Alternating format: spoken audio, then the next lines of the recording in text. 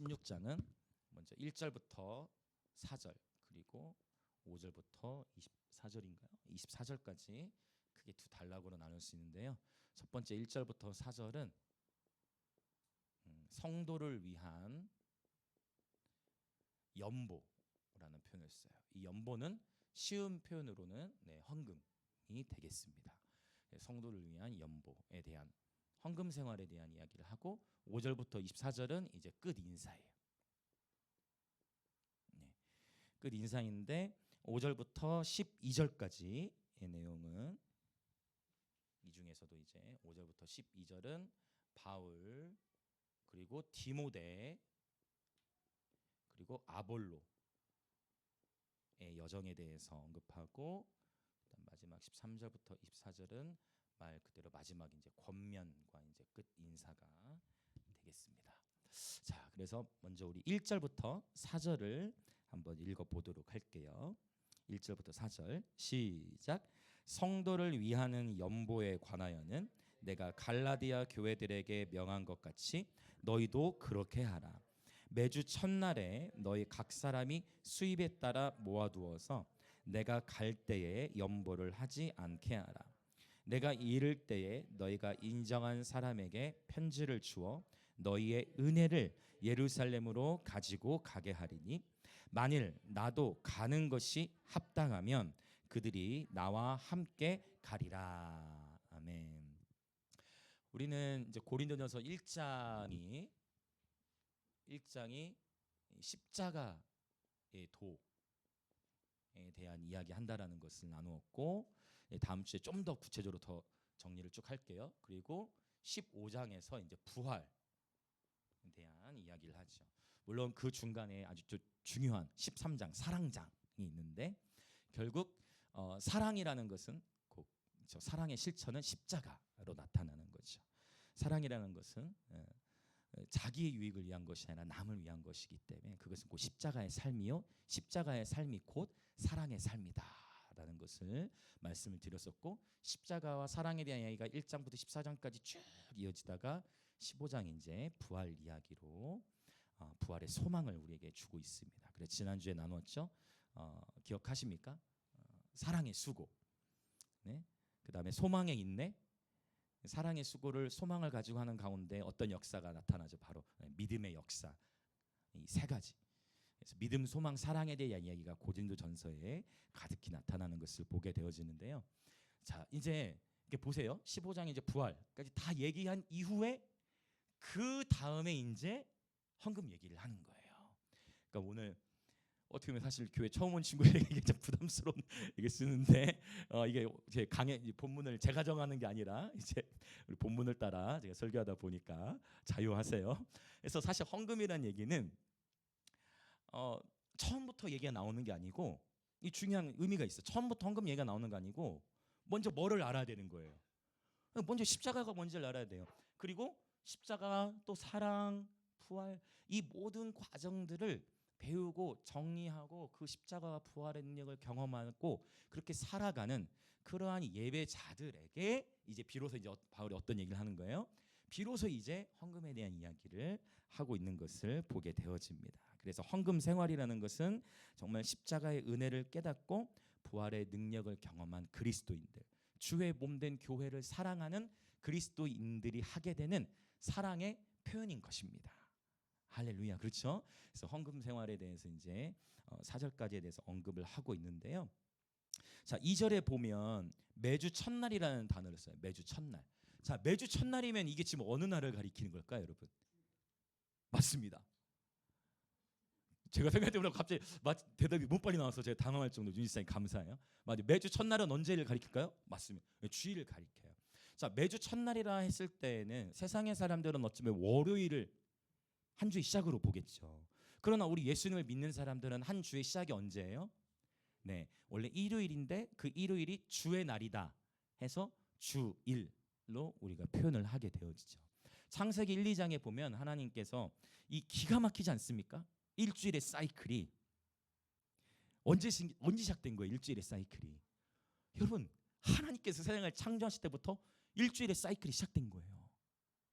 너무 신기하지 않습니까? 이 후대에 만들어진 개념이 아니고 하나님이 이미 일주일의 사이클을 세상을 만드실 때부터 디자인하셨던 거예요.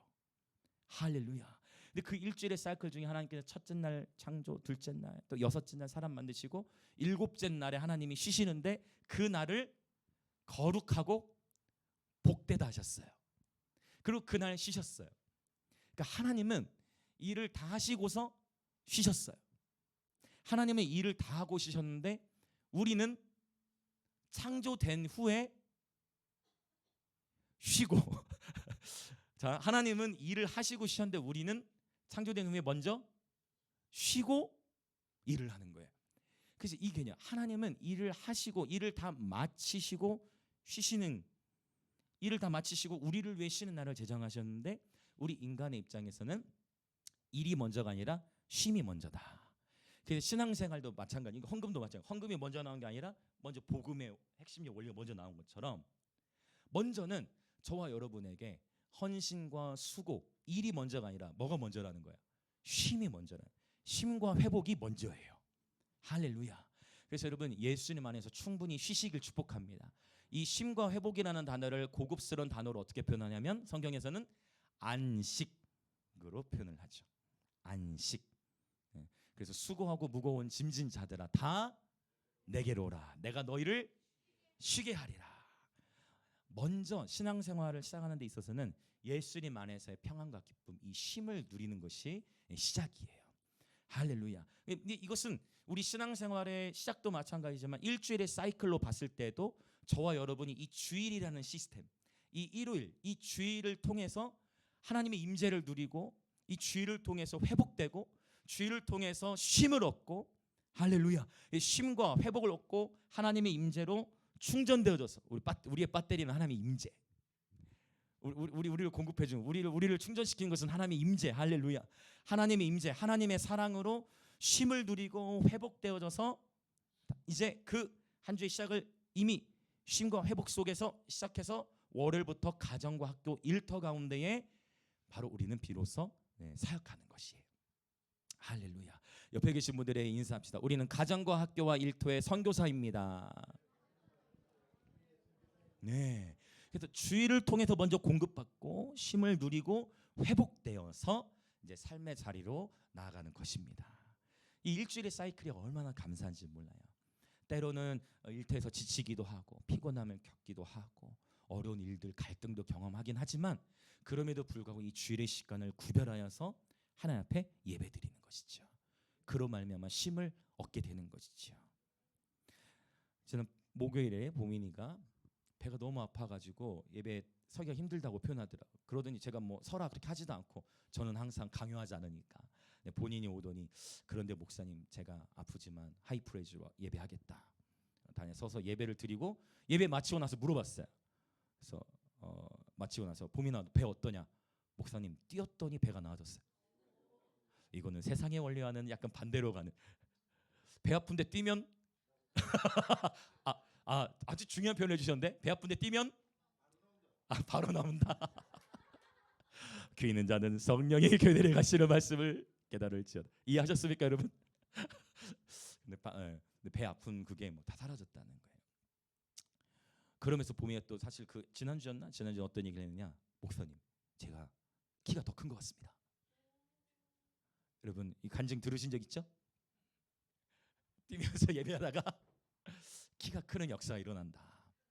저도 키가 컸다. 저는 키 클 나이가 아니다. 그러나 키가 컸죠. 키가 컸고 한 2cm 정도 컸고, 그 다음에 우리 하나의 오픈 채템의 간증 그 보신 적 있죠? 저기 오산에 계신 분도 강의를 듣고 진짜 뛰면서 찬양하기 시작했는데 키가 크셨더라. 거기도 아이 셋을 낳은 엄마. 그래서 뛰면서 찬양하다가 허리도 펴지고 어깨도 치유되는 역사가 있을 줄 믿습니다. 왜 뛰느냐? 이것은 성경적인 찬양의 방법이라는 거죠. 할랄의 찬양. 다윗처럼 춤을 추면서 제가 보니까 다윗 한 분을 발견했어요. 우리 이반석 지사님 다윗같이 춤을 추시는 모습.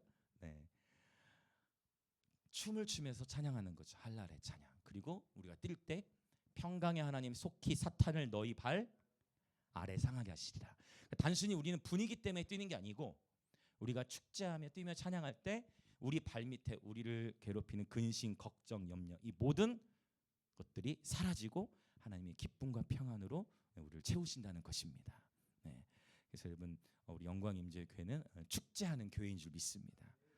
사실 우리 즐거운 일들 있으면 서로 모르는 사람끼리도 막 얼싸안고 와 환호하잖아요. 맞잖아요. 뭐 골 하나 들어가고 뭐 한국 시리즈 우승하고 그러면 막 난리가 납니다. 모르는 사람끼리도.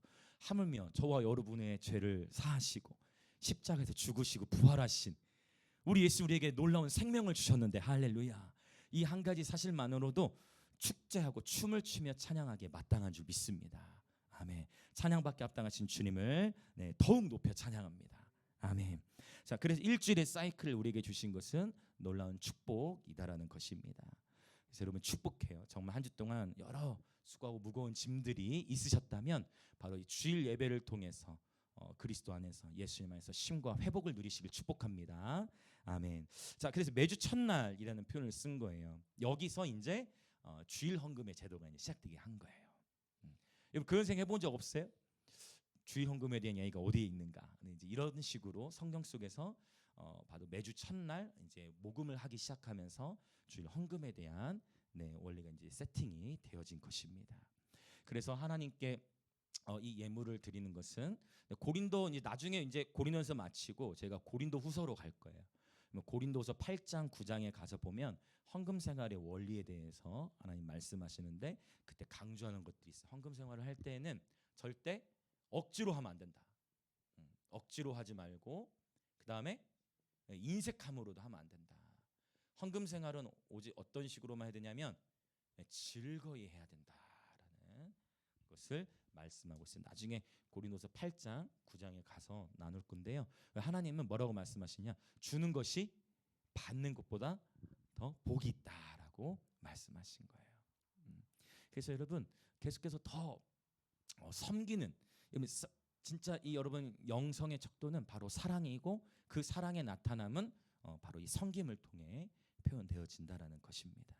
그래서 여러분 축복합니다. 이것은 억지로나 인색함으로가 아니라 즐거이 하는 것이다라는 것을 알 수 있고, 그 다음에 매주 첫날에 너희 각 사람이 자 무엇에 따라라고 표현했죠? 그렇죠. 너희 각 사람의 수입에 따라. 그러니까 하나님은 네가 얼마나 많은 액수를 들였냐 이건 하나님의 관심이 아니에요. 하나님의 액수를 보시는 게 아니라 하나님께서 사실 성경 속에서 야 당신이 너야말로 헌금을 정말 많이 너 정말 많이 했구나라고 얘기했던 한 여인이 있어요. 어떤 여인에게 말씀하셨어요? 어느 과부에게 말씀하셨는데 그 과부가 드렸던 헌금의 액수는요 2렙돈이라고 표현해요. 2렙돈. 그 2렙돈 드린 헌금이 다른 어떤 헌금보다 가장 많이 드린 헌금이라고 했어요. 그러면 그 과부의 2렙돈이면 얼마일까요? 여러분 그 과부의 2렙돈은요 오늘날로 환산하면 1,000원에서 많아야 2,000원 되는 금액이에요. 근데 예수님 뭐라고 말씀해요? 그 1,000원, 2,000원 드린 그 헌금이 다른 어떤 큰 액수 그것과 액수의 크기와 상관없이 그 과부가 드린 그 2렙돈, 그 동전 2개, 그 헌금이 가장 많이 넣은 것이다 라고 표현한 거예요. 왜요? 그 과부에게는 그 2렙돈이 정말 너무나 귀한 생계에 필요한 그런 재정일 수 있었어요. 주님이 말씀하시는 이 헌금은 절대 억지로나 인색함이 아니라 즐거이 하고 오늘 본문에도 있는 것처럼 수입에 따라서 하나님이 주신 분량과 믿음의 분량과 또 상황 환경에 따라서 감동이 되는 만큼 그렇게 심는 것을 말씀하셨어요. 그래서 나중에 고린도서 이제 9장에 가 보면 하나님의 이 헌금 생활에도 어떤 은혜를 주시느냐 놀라운 말씀을 주시는데 심을 양식을 주신다 했어요. 이게 놀라운 영적 원리예요. 하나님께서 심을 양식을 주신다는 거예요. 그러니까 우리가 이 심고 거둠의 법칙이 있는데 하나님 말씀하시죠. 심은 대로 성경에는 심고 거두는 법칙이 2가지가 나와요. 심고 거두는 법칙이. 첫 번째는 심은 대로 거두는 원리가 있고 또 하나는 심었는데 몇 배를 거둘까요? 하나님 아버지의 마음은 100배를 거두는 거예요. 그래서 우리는 주일학교 때 복음을 심었습니다 해가지고 30배 율동이 기억이 안 나네요. 60배 100배로 가는데 원래 마태복음의 기록은 100이 먼저예요. 그것은 뭐냐 하나님께서 저와 여러분의 삶에 100배 열매 맺히길 원하신다는 거예요. 그러면 100배 맺히느냐 60배냐 30배냐 아니면 심은 대로 거두느냐, 이것은 심은 대로 거두는 원리는 물론 중요하지만 이것은 어디서 결정이 되나? 씨앗에는 문제가 없다. 하나님의 말씀의 씨앗은 동일하다. 중요한 건 뭐에서 차이가 나냐면 밭의 상태에 따라 다르다. 길가, 돌짝밭, 가시밭, 이 밭들은 열매가 온전히 맺혀질 수 없어요. 그러나 어떤 땅은요? 그렇죠. 옥토, 좋은 땅. 좋은 땅. 여러분 축복합니다. 좋은 마음의 밭이 되어지시길 축복해요. 근데 누구나 여러분 우리는 모두 다 살아가면서 상처라는 걸 받아요. 아픔을 통과해야 돼요. 근데 그러다 보면 우리도 모르게 여러분 가시밭 되고 싶어도 되는 사람이 어디 있어요? 그냥 그렇게 원하는 사람 없잖아. 다 좋은 밭 되고 싶지. 그러나 상황과 환경에 따라 우리의 마음의 밭이 이렇게 변해지는데 주님은 말씀하셨어요. 유다가 밭을 간다 말씀하셨어요. 유다는 찬양이에요. 유다 이름의 뜻은 찬양입니다. 그래서 우리가 설교하기 전에 뭐 하는 거예요? 설교 말씀하기 전에 그래서 먼저 찬양을 하는 거예요. 찬양할 때 어떤 일이 일어날까요? 우리 마음의 밭이 기경되어집니다. 할렐루야.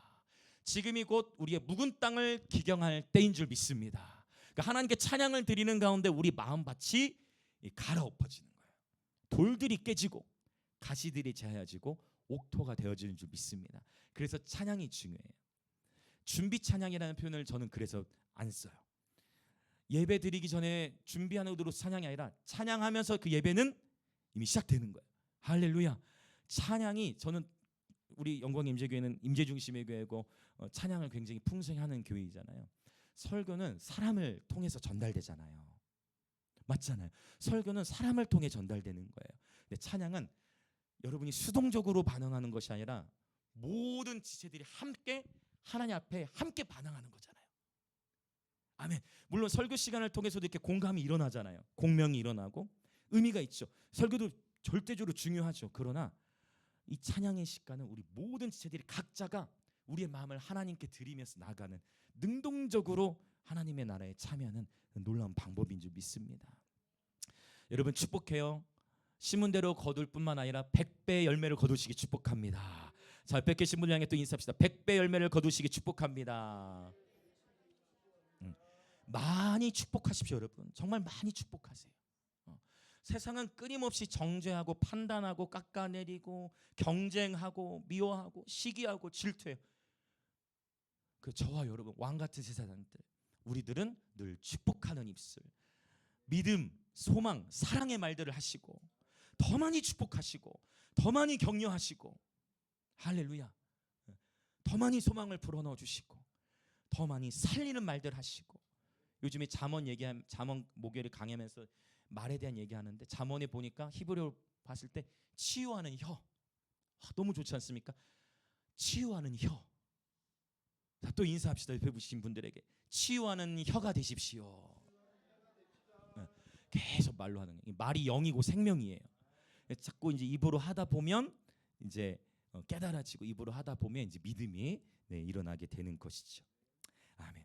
자, 그래서 이 심고 거둠의 법칙이 있는데 바로 찬양을 통해서 우리 마음의 밭이 기경되어집니다. 그렇게 마음이 이렇게 기경되어진 상태에서 하나님께 기도하고 말씀에 반응할 때 열매가 더 풍성하게 맺혀질 줄 믿습니다. 그래서 헌금이라는 거 다시 말씀드려요. 먼저 복음을 깨닫고 하나님의 은혜를 체험한 자들이 자원함으로 드림으로 말미암아 주의 몸된 교회들이 든든히 세워져 가는 거예요. 사실 1절부터 4절에 나오는 이 이야기, 이 헌금을 사실은 지금 고린도 교회잖아요. 여기서 바울이 어디로 보내려고 한 거냐면 예루살렘 교회예요. 원래 교회는 어디서부터 시작된 거예요? 예루살렘에 시작됐잖아요. 역전 현상이 일어난 거예요. 근데 왜? 예루살렘에는 너무 큰 핍박이 일어나니까 예루살렘으로부터 교회가 시작됐는데 물론 성령이 충만해. 그러나 재정적인 영역은 당연히 어디가 더 클까요? 고린도. 단순해. 서울의 경제 지수가 클까요? 김해의 경제 지수가 높을까요? 당연한 거 무슨 말이 되시죠?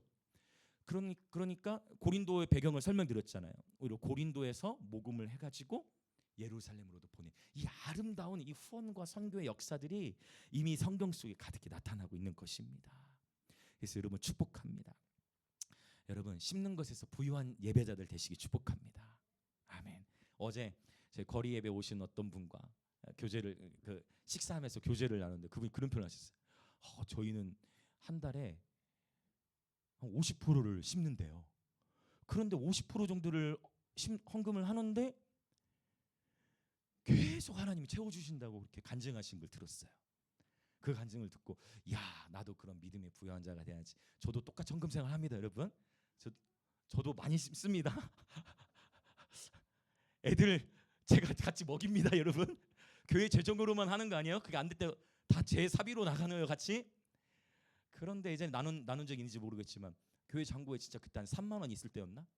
그런데 예배 마치고 애들 먹여야 되는데 예배하고 그냥 하는 예배했어요. 예배 마치고 오늘 애들 또 밥 먹으러 가야 돼. 오늘 어디로 먹이러 갈까 하고 있는데 저 멀리서 다음 세대 교회 김용환 목사님이 오시더니 오늘 왠지 하나님께서 여기를 가라는 마음을 주셨습니다 하고서 저희 보는 거리 예배자들 고기를 찾으러 가시는. 저희 잔고에는 3만 원 있었지만 그날 먹은 고기의 금액은 30만 원치. 몇 배요 그러면? 저희는 3만 원밖에 없었지만 30만 원짜리 하나님 먹이시더니 그때부터 역사가 일어나는데 지난 10년 동안 한 번도 일어나지 않았던 일들이 단 2달 사이에 고기 뷔페를 3번을 가게 됐더라. 이런 놀라운 역사가 일어나고 그러니까 여러분 이게 지금 제가 정직하게 솔직한 돈 얘기들 편하게 하는 거예요. 여러분 근데 놀라운 것은요. 심을 수 있는 것이 축복인 줄 믿습니다. 주는 것이 받는 것보다 복이 있어서 이 섬기는 가운데 하나님이 주시는 기쁨이 있는데 여러분 그 기쁨을 충만하게 누리시길 축복합니다. 그럼 뭘 경험하느냐? 그렇게 구제하고 섬길 때 하나님이 더욱 나를 풍성히 공급하시는 것들을 경험하게 되는 줄 믿습니다. 다시 말씀드려요. 중요한 건 금액이 아니다. 중요한 건 마음을 담아서 내가 할 수 있는 만큼 하나님의 감동하심을 따라 심을 때 거둠의 역사들을 경험케 되어지는 줄 믿습니다. 아멘. 자, 3절은요. 또 이 헌금 생활을 어떻게 표현하고 있냐면 자, 3절에 이 놀라운 단어를 썼어요. 원래 보통 이 단어는 하나님께 대해서만 쓰였던 단어예요. 어떤 단어일까요? 3절에.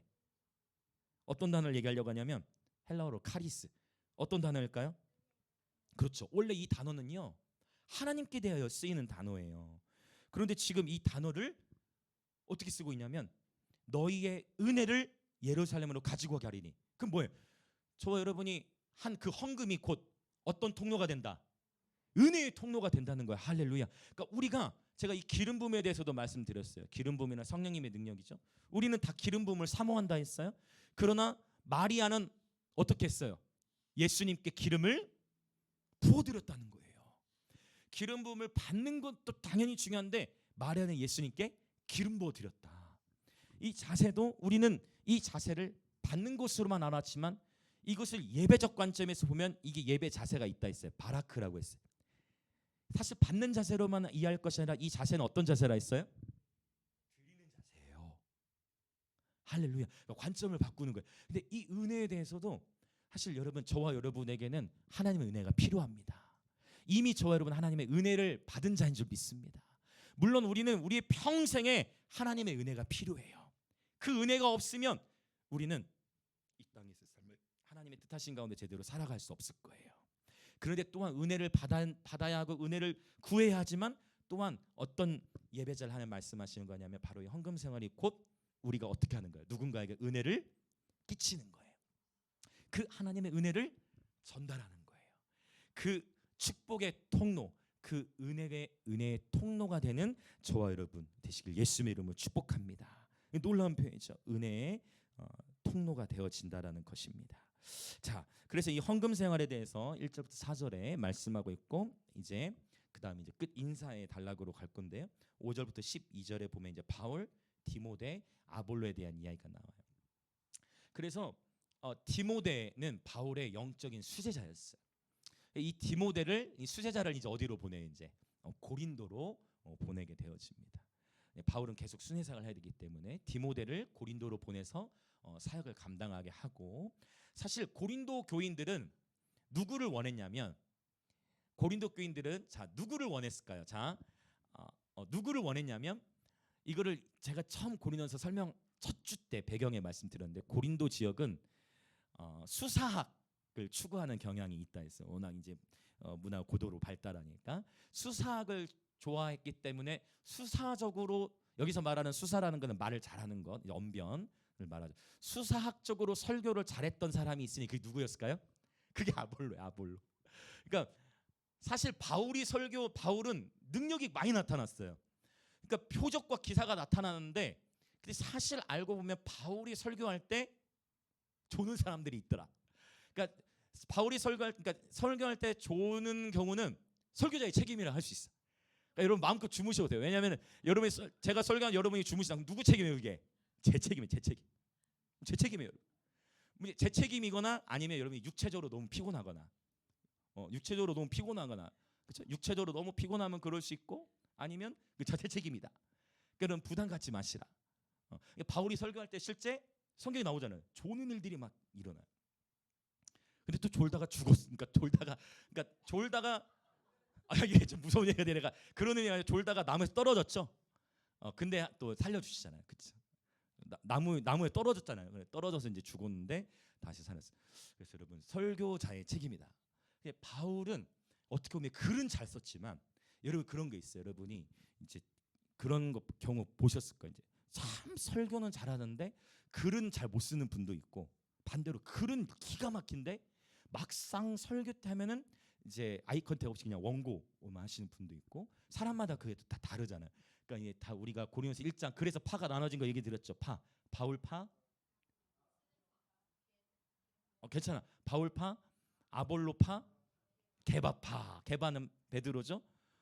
그다음에 베드로는 참 권위가 있어. 이미 사도로 임명을 받았기 때문에. 그다음에 이제 그리스도파.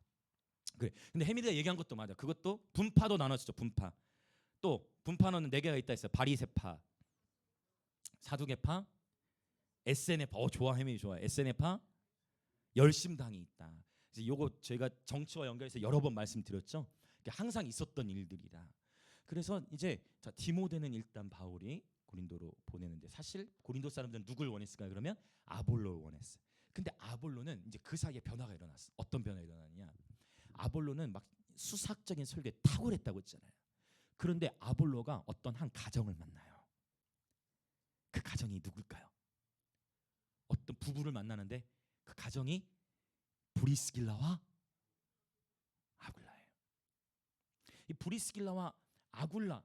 그래서 사실은요, 원래는 아굴라 이름이 먼저 나와야 돼. 왜냐하면 브리스길라와 아굴라에서 남편의 이름이 아굴라기 때문이에요. 그런데 고린도전서에서는 그렇지만 이 다른 사도행전이나 다른 본문에서는요, 브리스길라를 먼저 언급해요. 둘 다 가르침이 탁월했지만 브리스길라가 이제 그 가르침이 더 탁월해서인지 보통은 남성 먼저 나와야 되는데 여성 먼저. 자, 우리 부부 계신 분 한번 서로 봐보세요. 남편분이 더 셉니까? 아내분이 더 셉니까? 자, 여러분 어떻습니까? 자, 여러분 그래서 어쨌든 브리스길라 아굴라 부부를 만났는데 이게 중요한 건 이거예요. 아굴라는 아주 탁월한 언변에 아주 탁월한 학자였고 설교가였는데, 브리스길라 아굴라 만나가지고 이 아볼로가 이미 사역자였지만 브리스길라와 아굴라가 아볼로를 가르쳤어요.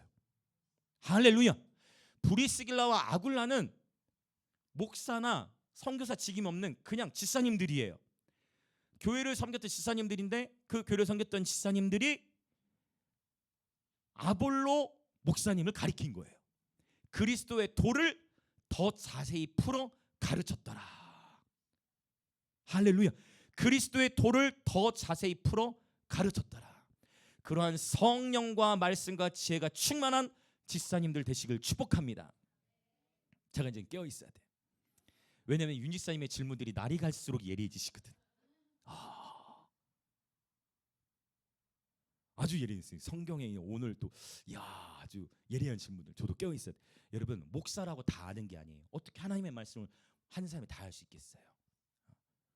그래 여러분, 세반제 초대교회 때는요, 제가 이거 아마 나눈 적이 있을 거예요. 설교라는 것은 사실 목사만 할 수 있는 건 아니에요. 아멘. 기름 부음, 하나님이 기름 부으시면 직인과 상관없이 누구든 하나님의 말씀을 전할 수 있는 거예요. 아멘. 성경 어디에 목사만 설교를 하세요? 그런 말 할 수 없거든요, 원래는. 근데 아무래도 목사가 더 유리해. 왜냐하면 아무래도 목사는 전문적으로 설교를 더 준비하고 성경을 더 많이 연구하니까. 근데 여러분 가운데서 하나님이 기름 부으신 분들이 계시면 언제든 설교하실 수 있는 거예요. 그 다음에 침례도 제가 말씀드렸어요. 침례도 원래 목사만 침례 줄 수 있는 게 아니에요. 빌리 집사님 보세요. 할렐루야. 강가에서 그냥 침례식을 주잖아요. 근데 이거 침례 이런 거 말씀드렸을 때 제가 나눴는데 기억하시겠지만 내가 먼저 하면 안 된다. 무슨 말 이해되시죠? 내가 침례 줄게 아니라 받고 싶어하는 사람이 받고 싶어 할 때는 그렇게 하면 너무 좋아요. 여러분 침례 주세요. 만약 여러분이 누군가 여러분에게 침례를 받고 있어요. 여러분 강가로 데리고 가셔서 침례하셔도 돼요. 아니면 뭐 영광 임재교로 오셔서 저희 이제 또 여름에 또 우리 침례식도 즐겁게 해야죠. 할렐루야. 침례식도 즐거운 축제 또 보낼 때 그때 해도 되고. 그래서 이 모든 것을 조금 우리가 신학적으로 절대 진리에는 타협이 없어야 돼요. 그러나 상대적인 진리의 영역 안에서는 융통성이 있는 게 굉장히 중요해요. 그래서 종교가 생명을 막지 않도록 할렐루야. 이 자리에 많은 브리스길라들이 일어날지어다. 그리스도의 정지쌤 바로 권사님을 바로 바라보시는데 많은 브리스길라들이 일어날지어다. 아멘. 또 브리스길라 아굴라 가정들이 일어날지어다. 브리스길라 아굴라 가정에서 예배를 드렸어요. 초대교회에서 40명 50명씩 모여가지고 가정 예배를 드리고요. 아볼로가 원래 말씀을 탁월하게 알았는데 뭐에 대해 몰랐을까요? 성령 침례에 대해서 잘 몰랐어. 근데 그 이후에 그리스도의 도가 풀어지면서 십자가의 복음의 신비가 깨달아지면서 이제 성령이 역사하시기 시작해. 그러니까 아볼로의 삶도 이제 그 이전에 그 학문적 탁월함에 성령의 충만함이 더해지니까 놀라운 하나님의 사역자가 되어지는 것입니다. 그래서 저도 기도해요. 학자의 영을 부어서 학자의 혀로 말하게 하소서. 저도 그래서 제가 지금 박사의 공부를 하는 데는 저의 목적이 있어요. 우리 예언적 경배를 신학화하는 거. 이 성경적 예배의 방식을 학문적으로 정리해서 책을 내고 준비하는 그런 목표를 하나님이셔서 나름대로 공부를 계속해 나가는데 그래서 기도해요. 학자의 영을 부어서 학자의 혀로 말하게 하소서. 근데 교수님이 지난주에 주제를 하나를 살짝 틀으셨어요. 제가 6개월간 써오던 글의 방향을 살짝 틀으셨어요. 순간 마음에 좌절의 마음이 왔어요. 안 그래도 시간이 부족한데 이래서 다 공부하는 사람들이 그만두고 싶어하고 그만두는구나. 좌절의 마음이 왔다가 다음날 다시 부활했어요. 내가 한 이 모든 설교는 저에게 하는 얘기예요. 그래 끝날 때 끝난 게 아니지. 그래 버티자. 하나님을 신뢰하자 하면서 계속 밀고 나가요. 여러분 하나님은 저와 여러분 향해 놀라운 계획과 부르심을 이미 가지고 계신 줄 믿습니다. 브리스길라 아굴라 너무 멋지지 않습니까? 주의 종을 가르친 거예요. 기름 부음이 그 일을 해내는 거예요. 브리스길라와 아굴라 같은 이 예배자장 여러분 축복합니다. 우리 교회 안에서 많은 브리스길라 아굴라 가정들이 일어났으면 좋겠습니다. 할렐루야. 아멘.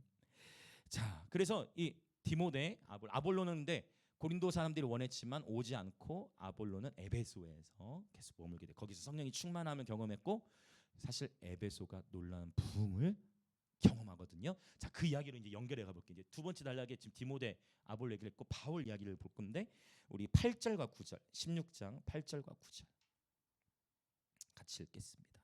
시작. 내가 오순절까지 에베소에 머물려 함은 내게 광대하고 유효한 문이 열렸으나 대적하는 자가 많음이라. 바울이 에베소에 왜 더 오랫동안 머물렀냐면 아마 최소한 2년 6개월 최소한 오래 머문 거예요. 에베소에.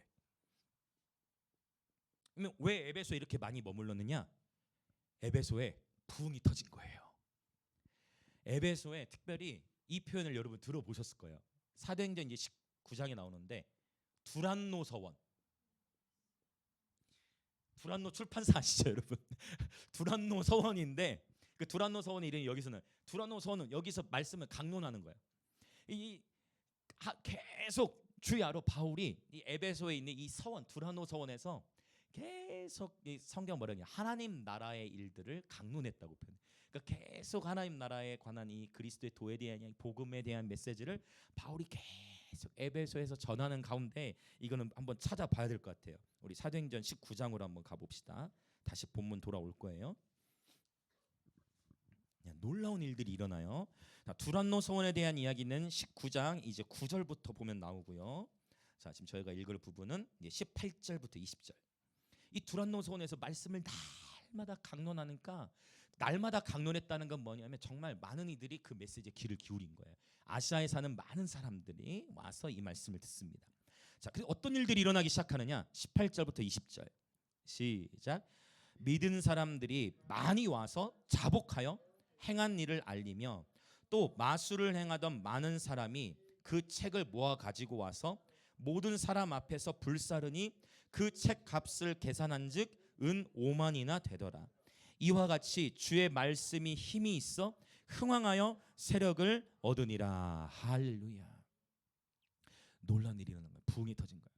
저는 이 20절의 표현을 너무 좋아해요. 하나님의 말씀이 힘이 있어.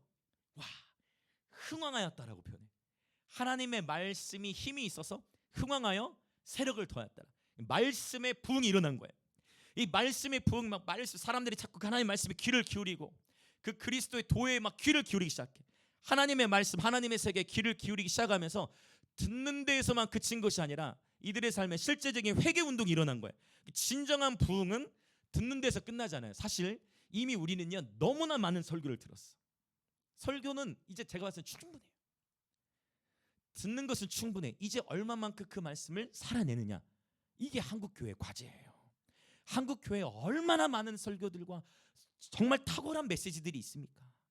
얼마나 다양한 장르의 설교들이 있습니까? 이제 관건은 그 말씀을 내가 살아내느냐, 그 관건인데 이 에베소에 그런 역사가 나타난 거예요. 어떤 역사냐? 마술을 행하던 많은 이들이, 에베소에는 많은 우상 숭배가 있었어요. 아테미신, 그 유명한 아데미신전도 있고 제우스도 섬기고, 이 마술을 행하던 많은 사람들이 자신들의 마술 책을 모아 가지고, 그 주문 책이 있잖아요. 주문을 외우는 그런 모든 주문서를 다 가져와 가지고 대중 앞에서 그 모아온 마술 책을 불태워 버리는 거예요. 그 책값을 계산하니까 얼마예요? 그 책값이 은 5만. 이건 어마어마한 거예요. 은 5만. 자, 은 5만이라 했는데 이 은은 은전 당시에 데나리온과 같았어요. 은 동전 하나가 1데나리온이었어. 그러면은 5만, 은 5만이면 데나리온 5만이거든요. 데나리온에 들어본 것 같지 않으세요? 데나리온은 노동자의 1세기 당시에 노동자의 하루 품삯이었어요. 뭐 금액으로 치면 뭐 10만 원 하루에 뭐 이런 식으로 노동자 하루 품삯이에요. 그러면은 한 사람으로 치면은 5만일의 임금치를 불태워 버린 거예요. 근데 보니까 한 사람은 명백히 아니야. 왜요? 여기 뭐라고 표현해요? 말씀에 한 사람이 아니라 마술을 행하던, 이게 진짜 붕이 터진 거야. 한 사람만의 회심이 아니라 에베소 도시 안에 사는, 에베소 도시에서 그 우상을 섬겼던 많은 이들이 나와서 마술책을 태워버린 거예요. 회개 열매가 나타난 거예요. 그러면 이걸 몇 명으로 보겠어요? 뭐 500명, 1000명으로 뭐 500명으로 보자면 500명으로 보자면 한 3개월 정도, 그렇죠? 뭐 그렇죠? 500명 한 3개월 정도의 임금. 그러니까 500명의 300명치 500명의 3개월치 월급이라고 생각해 보세요. 3개월 하면 한 100일 되니까. 그러니까 뭐 그런 식으로 그 어마어마한 희생인 거예요. 우상을 깨트리고 하나님께 돌아오는 그 대가가 3개월 동안 급여를 못 받는 게 된다. 이거는 큰 대가잖아요. 근데 그러한 대가를 기꺼이 치르고도 남을 만큼 복음의 신비를 경험한 거예요. 오늘만이 아니라 1세기에도 고린도에 모였던 사람들도 그렇고 에베소도 그렇고 다 돈이라는 것이 하나님과 대등한 이 위치에 있잖아요. 많은 세상엔 돈을 추구하고 돈을 섬기잖아요. 그런데 그 우상을 타파하면서 돈을 쏟아내, 그걸 계산 안 했겠어요? 이게 얼마치, 내가 그동안 모았던 이게 얼마치인데라는 생각 안 했겠습니까? 근데 그거를 다 불태워버리는 거예요. 이것이 부흥인 줄 믿습니다. 이 놀라운 부흥이 일어나, 우리 김해 땅에 이런 하나님의 말씀의 흥왕함이 있을지어다. 말씀의 흥왕함으로 말미암아 놀라운 회개 열매가 맺혀질지어다. 이 김해와 부산, 영남, 대한민국 땅에 말씀의 흥왕함이 있을지어다. 그래서 그러면 회개 열매가 나타나는 거예요. 그런데 이 놀라운 부흥에는 항상 뭐와 같이 간다고요? 대가지불과 같이 한다는 거예요. 부흥의 현장에는 대가지불이 같이 나타나는 거예요. 자, 이제 그러면은 아까 바울이 우리가 조금 전에 읽었던 말씀이에요. 내게 크고 광대하고 유효한 문이 열린 거야. 새로운 기회의 문들이 열렸다. 부흥의 때가 온 거예요. 광대하고 유용한 큰 교회 문들이 열렸어. 그러나 그와 동시에 어떤 일이 같이 일어나는 거예요? 조금 전에 읽었었던 광대하고 유용한 문이 열림과 동시에 대적하는 자가 많다는 거예요. 기회와 위기가 같이 나타나요. 위기의 때가 곧 기회의 때이기도 하고 기회의 때는 또한 위기이기도 해요. 그래서 깨어 있어야 하는 것이죠. 실제 이런 놀라운 붕이 터졌는데 도대체 무슨 문제가 생기느냐? 당연하죠. 자, 우상을 벌써 은 5만치나 마술체가 다 태워버렸네. 그러면 이 마술사들만의 회심, 마술사들 놀라운 회심했어. 부흥의 소식들은 막 들려. 근데 문제가 생겨. 어떤 문제가 생기느냐? 그게 사도행전 19장에 조금 전에 읽던 말씀 그 아래 단락에 나요. 어떤 문제가 생기느냐? 우상 만드는 직업을 가졌던 자들, 은으로 신 우상의 이 모형을 만들었던 자들은 이제 비상이 걸린 거야. 왜냐하면 자기들의 생계는 생계와 직결된 거니까. 우상 만드는 일을 해야 돈을 버는데 문제는 이런 부흥이 일어나니까 더 이상 우상 만들어 사람이 안 와. 어떻게 된 거야? 이제 돈을 못 벌기 시작하는 거야. 그럼 당연히 이 우상 만들던 사람들이 돈을 못 벌게 되면 누구를 원망하겠어요? 누구를 원망해요? 바울을 향해 원망하죠. 바울을 막 죽이려고 하죠. 그러한 일들이 일어나니까 바울이 이제 결국 어떻게 돼요? 결국은 에베소를 이동하게 되는 겁니다. 결국 나중에는 이런 일들이 일어나요. 나중에 결국은 그래서 결국 부흥의 현장 가운데 대적의 일들도 일어나는 거예요. 부흥이 일어난과 동시에 대적의 일도 일어나. 반대로 이사야 6장의 원리처럼 온 땅에 어둠이 덮고 캄캄함이 만민을 가리려는 때에 하나님의 영광은 더욱 밝게 빛날 것입니다. 그 하나님은 그 하나님의 영광을 운반할 자들을 찾고 계시는 거예요. 바로 저와 여러분이 그 하나님의 영광을 운반할 자들인 줄 믿습니다. 할렐루야. 하나님 사람을 찾고 계신 어둠의 때에 빛은 더 밝게 빛나고 이렇게 부흥의 때에 대가 지불이 따르는 거예요. 박해가 따르는 거예요. 피할 수 없는 싸움이라는 것입니다. 이것을 우리는 어떻게 말하느냐? 빛과 어둠의 영적 전쟁이라고 표현해요. 한번 따라 보시겠어요? 빛과 어둠의 영적 전쟁. 이 전쟁이 있는 거예요. 보이지 않는 세계 가운데에서. 자, 이 전쟁에서 여러분 하나님의 말씀을 붙들고 또 주님을 예배함으로 승리하는 저 여러분 되시길 예수님의 이름으로 축복합니다. 종종 기회와 위기는 같이 온다라는 거예요. 그래서 이제 저와 여러분이 이 시대를 살아가면서 우리의 마음을 지키고 깨어 있어야 할 것은 우리가 가정과 학교와 일터에서 타협하지 않아야 될 결단의 때들을 우리는 늘 직면해요. 봄이도 지난주에 매우 큰 영적 전쟁을 통과했어요. 지난 주일에 공개적으로 제가 오픈하기 그렇지만 그걸 통과했어요. 물론 계속 통과해야 되지만 가정 안에서의 그런 전쟁들 통과하면서 여러분 우린 이 자리에 계신 모든 분들이 다 여러분만의 어려움과 아픔과 뚫고 나가야 될 그런 위기의 그런 영역들이 다 있으실 거예요. 그런데 바로 그때가 주님을 찾을 때입니다. 바로 그 위기의 때 우리는 주님을 만나게 돼요. 고난을 통해서 그 고난이 우리에게 유익인 것은 이로 말미암아 우리가 주의 율례를 배우게, 주의 말씀을 배우게 되기 때문입니다.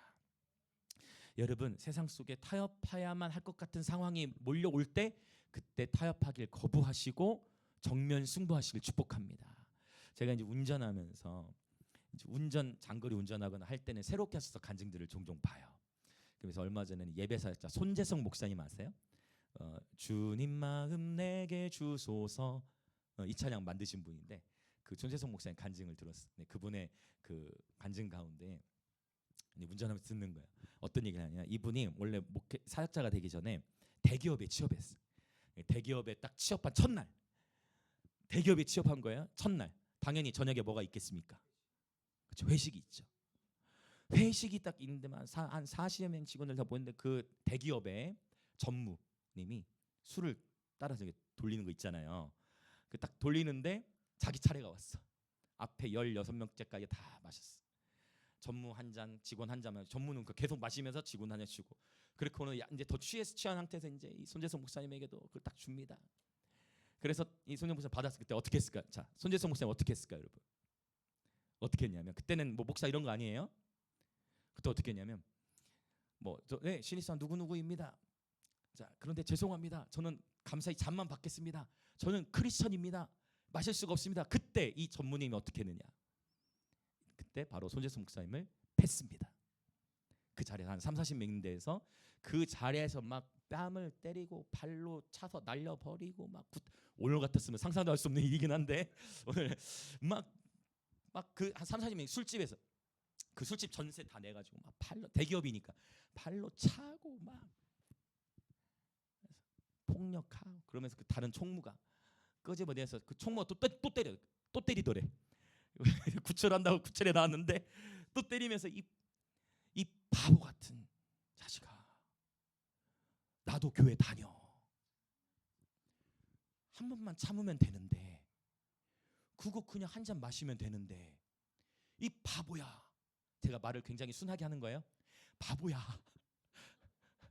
더 세게 했겠죠. 이 바보야. 나도 교회 다녀. 그거 그냥 한 잔 마시면 되는데 너 여기 어떻게 들어왔어? 힘들게 들어왔을 거 아니야. 그래서 또 막 때리더래. 그러더니 바로 다음날, 그러니까 그날 저기 그렇게 하고서 사표 써. 대기업에 취업된 바로 그날 하루 일하고 바로 사표 써. 이러면 새롭게 하셔서 들어보세요. 네, 운전하면서 이렇게 듣다 보면 또 재밌어요. 바로 사표 써. 그래가지고 그날 이제 나와가지고 막 마음이 우울한 상태로 강가를 그 대교를 건너면서 아니 하나님이 나를 여기로 보내셨는데 이게 뭐냐고 하루 만에 되고 그러면서 또 마음이 쉽지 않았는데 그러고 나서 다음날 이제 사표 쓰잖아요. 사표 써 가잖아요. 회사에 갔는데 전무님이 전무실에 부르더래. 전무실에 들어가 의리의리하게 크더래요. 그래서 비서만 뭐 한 10대 명 있대. 근데 그 비서실 통해서 전무 들어가서 딱 앞에 앉으라고 하더래. 그 전무가. 그러더니 성경책을 꺼내더래요. 성경책을 딱 꺼냈는데 그 성경책 앞에 누구 장로 그 장로 딱 이름이 딱 써 있다네. 이분이 장로님이셨구나. 그러면서 나는 그 장로님이 그 전무님이 나는 오늘 이 자리에 오기까지 이 자리에 오기까지 어쩔 수 없이 이렇게 타협할 수밖에 없었는데 도대체 너는 무슨 배짱으로 어떤 이유에서 그렇게 한 거냐라고 얘기를 했을 때 손재성 목사님이 이분이 잘 들어보세요. 공황장애와 대인기피증, 우울증이 있었어요. 그런데 하나님께서 이분을 치유하셨어요. 할렐루야. 하나님은 저와 여러분 안에 있는 모든 아픔을 치유하시는 여호와 라파이신 줄 믿습니다. 지금 이 순간에도 저와 여러분 안에 혹 대인기피증, 우울증 또는 공황장애 있으신 분 있다면 예수님의 이름으로 치유되어질지어다. 자유케 되어질지어다. 주님은 치유하시는 분이세요. 그래서 이 손재석 목사님이 그때 목사가 아니었으면 그때부터 당연히 타협할 수 없다는 걸 알고 신앙을 지켜나간 건데 이제 그런 이야기들 쭉 그 전무님 앞에서 했더니 여기서 놀라운 역사가 일어나. 사표를 철회하고 갑자기 직급을 올려서 요셉 같죠? 직급을 올려서 수행비서. 그냥 그 행정 업무 보는 비서가 아니라 수행비서. 같이 운전해주고 편하게 비서실 중에서 좀 쉽게 일할 수 있는 수행비서로 직급을 올려주면서 앞으로 너는 나한테 날마다 성경을 가르쳐라. 그러면서 예배를 드리기 시작하고 3년 넘는 시간 동안 예배를 드리는데 근데 그 예배를 드리고 있는데 다른 비서들도 원래 그 기업은 원불교 기업이라요. 그런데 다른 비서도 나도 같이 예배 드리면 안 되냐. 알고 봤더니 비서실 전체 직원은 다 크리스천이었어. 그래가지고 그전에는 타협할 수밖에 없던 문화인데 이 한 사람의 결단으로 말미암아 비서실 전체 예배가 드리기 시작하고 그로 말미암아 세워진 것이 대한항공 신우회가 되겠습니다. 여러분 신우회 중에서도 대한항공 신우회는 굉장히 활성화되어 있는 것으로 알려져요. 바로 그렇게 해서 대한항공 신우회가 그 대기업이 어딘지 저는 말해버렸습니다. 그럼 여러분 그 한 사람의 믿음의 결단이 그러니까 보세요. 만약 그 똑같이 내 앞에도 교회 다니는 사람인데 내 앞에 전무 앞에서도 16, 17명 계속 교회 다니는 사람을 다 술 마셨는데 이 손재성 목사님도 동일하게 여기서 술을 마셨다면 변화는 일어나지 않았을 거예요. 누군가는 결단해야 돼요. 우리에게 타협에 이게 마음이 올 수밖에 없는 게 뭐냐면 이건 뭐 그거 한 잔 정도야 하면서 타협하게 되고 또 교회 다니는 사람 여기도 분명히 몇 명 있을 건데 하면서 타협하게 됨으로 말미암아 하나님의 나라에 확장되질 못한다. 때로는 내가 손해 볼 것 같고 이렇게 했다가 손해 보고 잘릴 것 같은데 그러나 어차피 한 번뿐인 인생 타협이 없으면 하나님은 그 인생을 더욱 축복하신다. 여러분 하나님은 저와 여러분의 인생을 그분의 역사로 쓰시기를 원하세요. 축복합니다. 세상의 풍조, 세상의 타협을 거절한 이 목사님의 간증이 있어요. 여러분도 저마다의 간증이 있으실 줄 믿는데, 저도 군대 생활 가는데 좀 짧게, 이건 짧게 얘기가 넘어가자면, 제가 군대에 가는데 세상에 자대 배치를 받았어요. 기무사령 자대 배치 받았는데 교회를 못 보내준대, 첫 주는. 그래서 제가, 저희는 좀 걔네 무서운 부대였어요. 기무사령부, 옛날 보안사 아시죠? 예전에 전두환 대통령 보안사인데 기무사령 이름이 바뀌었는데 교회를 안 보. 그래서 제가 어떻게 했냐면, 진짜로 제가 뭐라고 했냐면, 그러면 저 탈영합니다. 교회 안 보내주면 저 탈영할 겁니다. 그랬더니 이제 제 위에 선임들이 난리가 난 거예요. 욕을 하면서 이제 막 미쳤다고 막 욕을 하면서, 아니 뭐 이런 뭐 하면서 막 하면서, 나는 진짜 탈영한다고. 그게 심각해진 거예요. 대대장을 불려갔어. 대대장의 이름이 조주호. 신기하죠? 대대장의 이름이 조주호. 그런데 대대장님이 뭐라고 얘기하냐면, 네가 내일 탈영을 하면 너만이 아니라 우리 모든 부대원과 나도 감옥에 갈 수 있다. 나도 크리스천이다. 그래서 오늘만, 그러면서 신학적으로 설득하니까 제가 넘어갔어요. 신학적으로 설득을 당했어. 그 건물에만 교회가 아니다. 할 말이 없잖아요. 무슨 말 이해되시죠? 그러니까 무슨 말 이해되시죠? 그러면 그 건물, 네가 꼭 그 여기를 나가서 그 어디 장소로 거기로 가야만 교회 아니다. 여기서도 교회가 될 수 있다. 야, 그러니까 이분도 크리스천이었거든요. 야, 그거는 이제 넘어간 거죠. 그래서 제가 화장실에서 예배를 드렸어요. 그 다음 화장실에서 울면서 혼자 후레시키고, 시끄럽게도 못해요. 맞으니까 후레시키고, 성경 쪽 이 작은 포켓 성경으로 화장실 울면서 하나님 아버지, 혼자 고난 속으로 들어가는 거지. 그러면서 딱 예배를 드리는데, 그 다음 주부터 하나님 반전을 일으키시는데, 바로 하나님께서 저를 기무사령부 경복궁 옆에 있는, 지금은 과천으로 가는데 그 본부로 보내시면서 5분 대기조라는 직임을 얻었는데, 기무사령부는 원래 일반 부대에서는 5분 대기조가 굉장히 바쁜데 기무사령부는 출동을 잘 안 해요. 그래 5분 대기조 직무를 하면서 군종병보다 더 많이 교회를 다니게 됐어요. 제가 가고 싶을 때 교회 가고, 그렇게 군대에서 있을 수 있었어요. 여러분, 크고 작은 여러 많은 에피소드를 통과하셨을 거고 앞으로도 통과하실 건데, 여러분 인생을 살아가시면서 크고 작은 일에 타협의 유혹이 계속 올 거예요. 근데 아마 어른들 다 이해하시겠지만, 내가 한 가지를 양보하잖아요. 한 가지 타협하기 시작하잖아요. 그러면 계속 타협하게 돼요. 그래서 절대적인 신앙생활 가치에서는 타협을 하지 마시고, 그 외의 영역에서는 다 양보하셔야 돼요. 그 외 영역에서는 다 십자가로 가셔야 돼요. 여러분이 회사에서, 죄송해요, 더 열심히 일하셔야 돼요. 이렇게 죄송해요. 여러분이 일터에서 여러분이 더 일을 더 탁월하게, 더 일들을 더 섬기셔야 돼. 더 잘하셔야 돼요. 근데 뭐에는 타협하면 안 돼? 신앙에는 타협하죠. 이 영역, 여러분이 더 일을 잘하시고 더 탁월하게 하고 더 섬기시되, 절대 진리에는 타협하지 않을 때 여러분의 삶을 보고 사람들은 주님께로 나오게 될 줄로 믿습니다. 저와 여러분의 삶을 보고 우리는 전도가 되어지는 것이죠. 여러분 축복합니다. 타협할수록 밀리는 거예요. 하나 타협하면 둘, 셋 더 요구합니다. 그 바로 보세요. 출애굽 역사 이게 다 나오잖아요. 이스라엘 백성들이 우리 내보내달라 하는데 바로가 안 내보내주면서 막 꼬시잖아요. 그래? 그러면 예배 드리겠다니까 예배 드리고 다시 돌아와라. 또 꼬시잖아요. 그래? 그러면 너희 어른들만 나가라. 또 꼬시잖아요. 그래? 그러면 가축만 놓고 가라. 재산만 놓고 가라. 아니죠. 타협이 없는 영역, 이것을 하나님은 우리에게 말씀하시는 것입니다.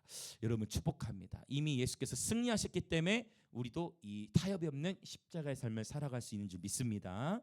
자, 이제 조금 더 속도를 낼게요. 그래서 부흥의 때는 또한 부흥과 동시에 대적 일들이 일어나고, 기회와 동시에 위기가 같이 일어나기 때문에 때로는 신앙생활하면서 적절한 긴장이 있고 갈등이 있는 것은 오히려 축복이다.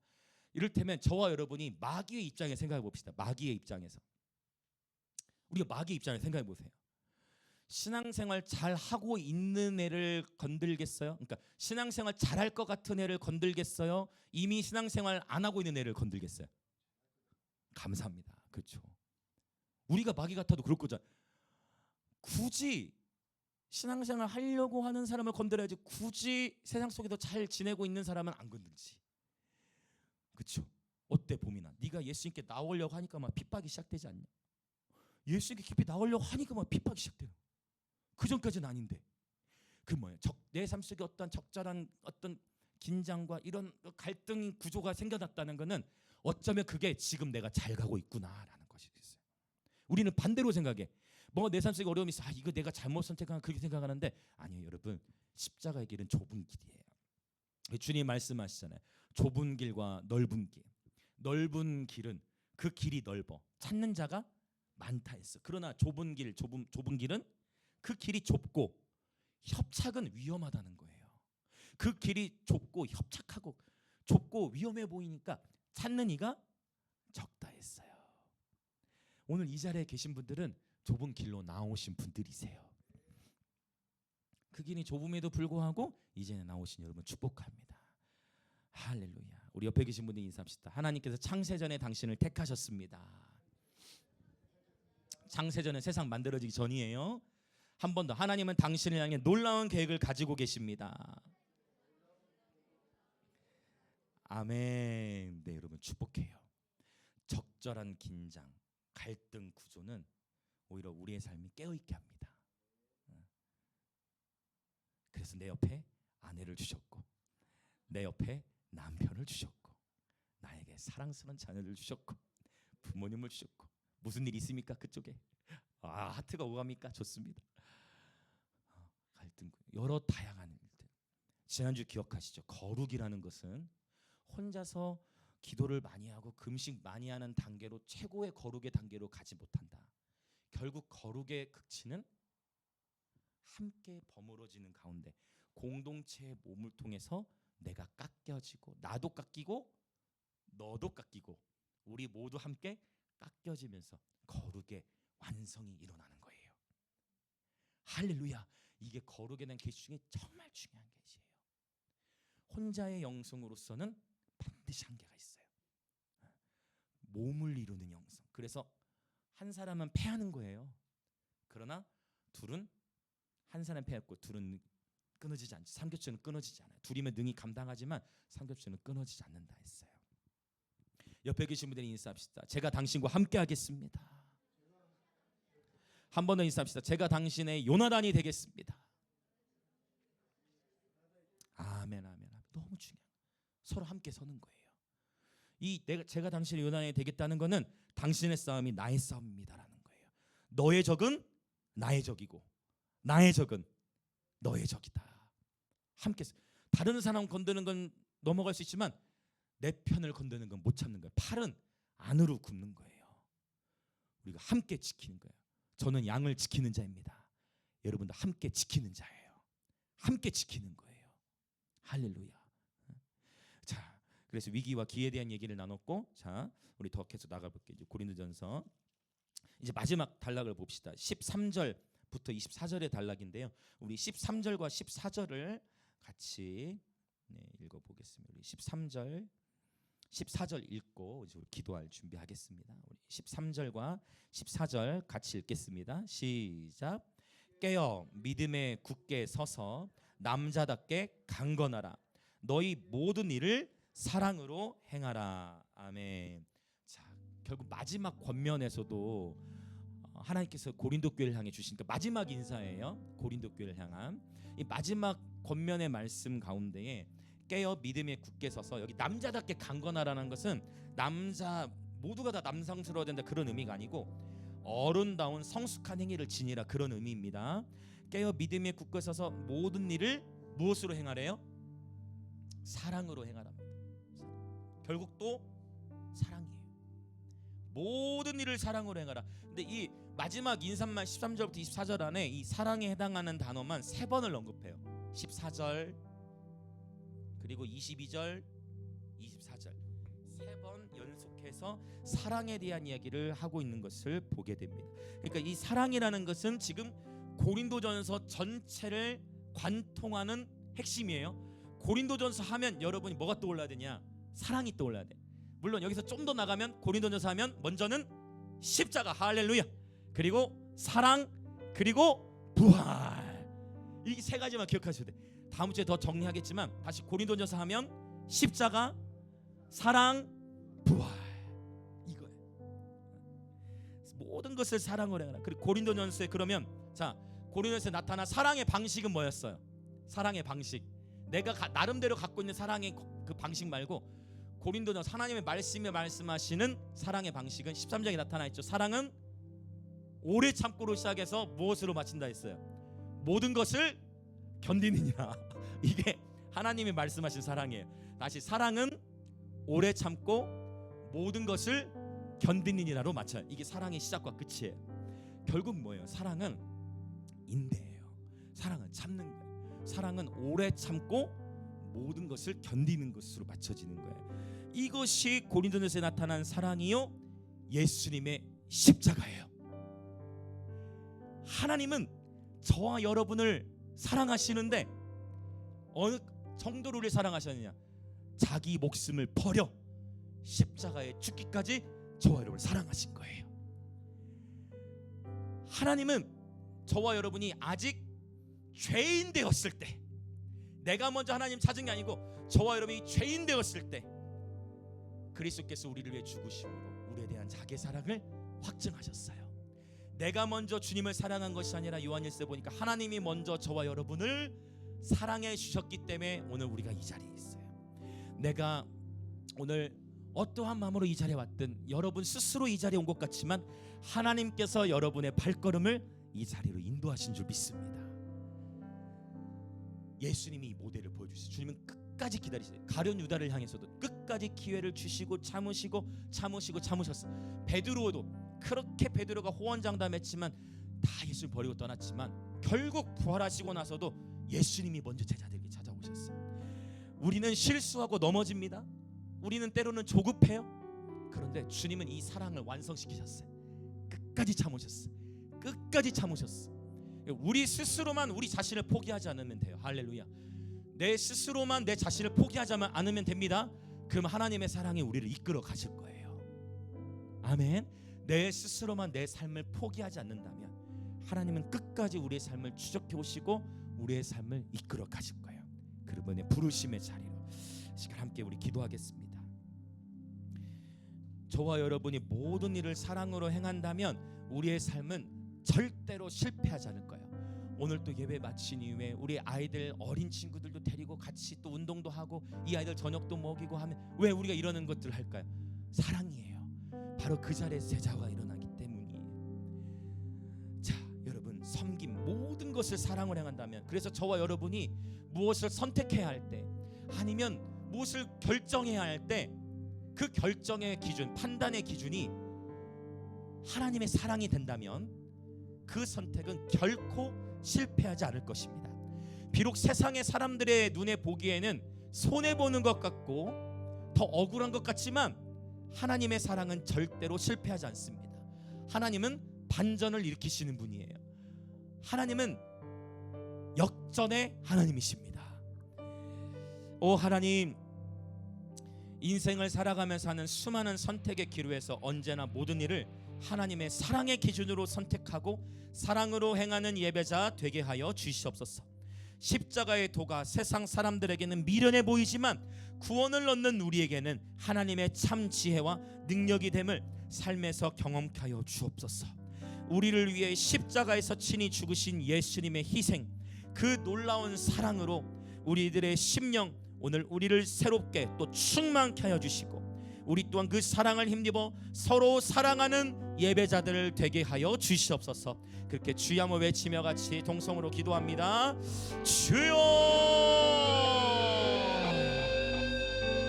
아멘. 할렐루야. 하나님 아버지 감사합니다. 예수님, 오늘도 주님의 말씀 앞에 섭니다. 이제 고린도전서 16장을 마쳤습니다. 오 하나님, 이 끝 인사, 권면의 인사 속에서도 하나님은 고린도 교회를 향해 말씀하시기를 모든 일을 사랑으로 행하라 말씀하셨습니다.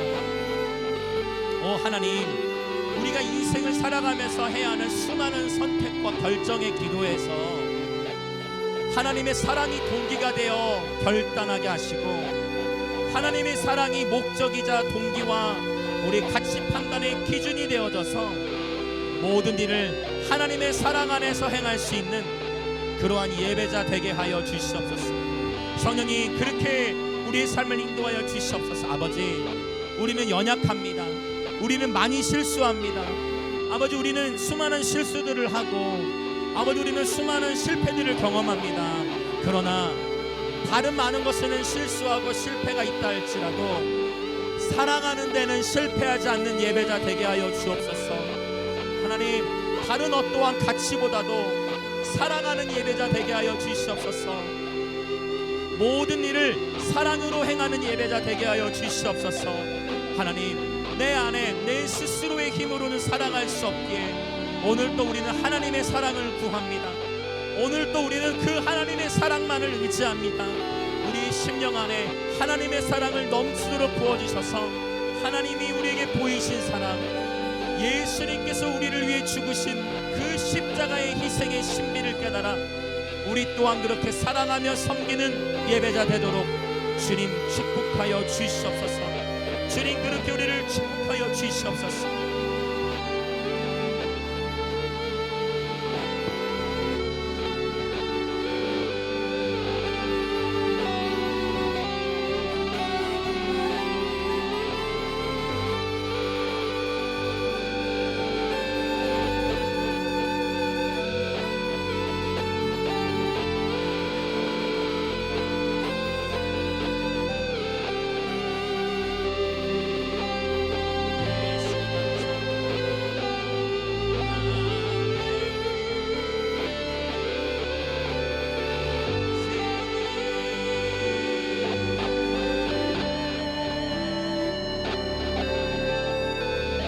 계속해서 더 기도하며 나아갑시다. 내게 광대하고 유효한 문이 열렸으나 대적하는 자가 많음이라. 때때로 기회의 문이 열린다라는 것은 곧 때로는 대가집을 또는 위험이 도사리고 있을 수 있어요. 위기와 기회는 함께 옵니다. 그래서 이 시간 기도합시다. 오 하나님, 하나님의 뜻을 따라 정말 순수하고도 올바른 삶을 살아나길 원하지만 그렇다고 해서 우리 인생에 갈등이 없는 것을, 긴장이 없는 것을 긴장이라는 것이 있다는 것을 깨달았습니다. 우리가 인생을 살아가면서 여러 긴장들을 마주하고 반발을 경험하고 피치 못할 오해와 적들이 생긴다 할지라도 이 세상의 풍조를 거스르고 하나님의 뜻대로 살아가는 그러한 결단이 있게 하여 주옵소서. 그리하여 한 번뿐인 인생, 이 모두가 마지막 때라고 얘기하는 이 시대에 결코 타협이 없는 믿음, 깨어 믿음에 굳게 서는 예배자 되게 하여 주옵소서. 주여, 우리에게 믿음에 믿음을 더하여 주시고 우리가 타협하지 않고 하나님을 추구했을 때에 반전을 일으키시는 하나님의 역사를 보게 하시고 그로 말미암아 우리가 속한 가정과 학교 일터 가운데에 놀라운 성령의 변혁을 보게 하여 주옵소서. 그렇게 주여 한번 외치며 같이 기도하겠습니다. 주여, 우리에게 믿음의 믿음을 더하여 주시옵소서. 주여, 우리에게 믿음의 믿음을 더하여 주시옵소서. 주여, 우리에게 믿음의 믿음을 더하여 주시옵소서. 성령이여, 우리에게 믿음의 믿음을 더하여 주시옵소서.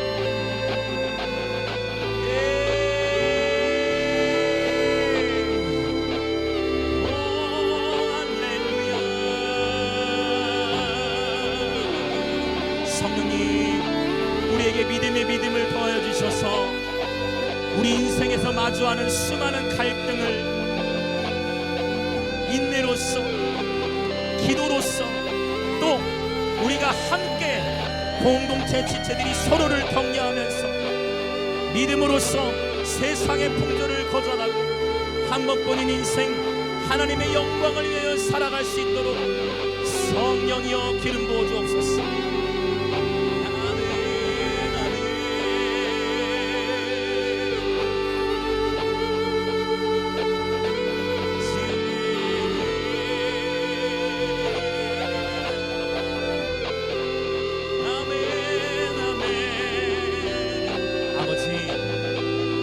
하면 그 순간은 위기를 모면할 수 있지만 마침내 계속해서 세상의 풍조에 점점 밀려갈 수밖에 없으니 우리가 인생을 살아가는 동안 하나님의 뜻만을 온전히 추구하며 살아갈 때 참된 만족과 기쁨을 누리게 하시고 오히려 그 외의 영역 절대 진리에는 타협하지 않되 우리의 가정과 학교와 일터에서 또 만나는 모든 일과 관계 속에서는 더욱 섬기는 자가 되게 하시고 더욱 최선을 다해 섬겨 하나님 탁월함으로써 일들을 감당해내고 신실하고 정직하고 진실되게 삶을 살아낼 수 있도록 성령이여 기름 부어 주옵소서.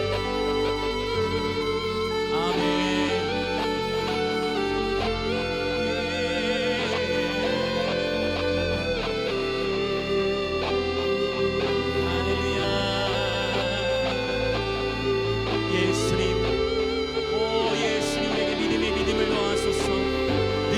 세상을 감당할 수 있는 오히려 세상이 감당할 수 없는 믿음의 사람들 되게 하여 주시고 우리가 서로 살아감으로 말미암아 세상으로 하여금 우리가 제자됨을 알게 하시고 그리스도께로 영혼들이 나오는 일들 있게 하여 주시옵소서.